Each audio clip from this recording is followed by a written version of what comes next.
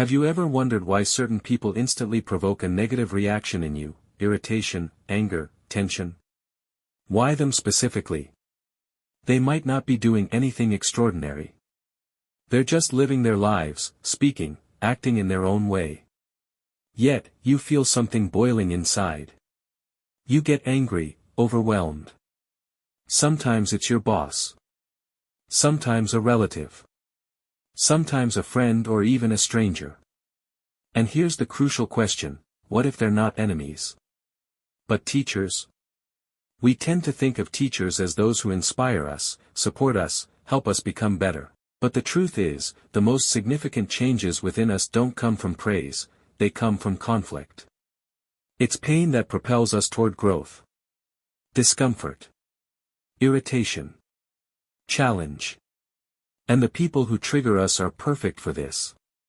It's all about the psychology of triggers. What is a trigger? It's an automatic, almost unconscious reaction. Someone says or does something, and it's like a button is pressed inside you. Suddenly, you're not in control of your emotions, you're angry, defensive, dismissive. But if you look deeper, the trigger isn't about the other person. It's about you.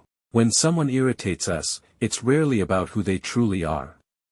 It's about what they activate within us.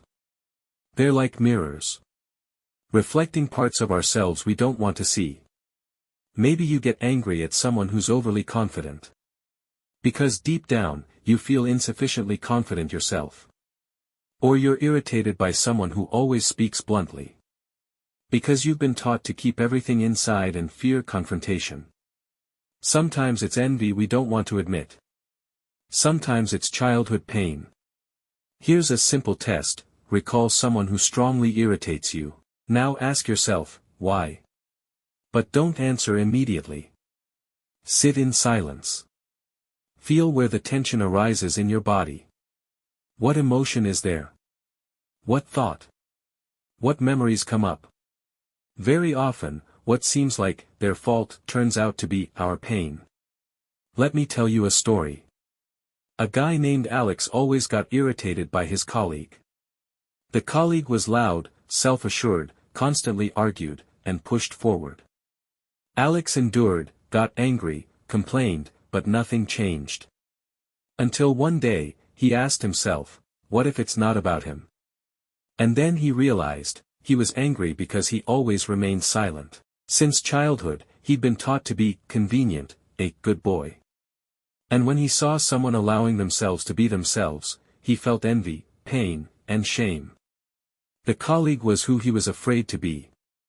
But that became a turning point for him. He began working on his inner beliefs, gave himself permission to speak up, not fear conflicts. His life changed. And the irritation disappeared. The colleague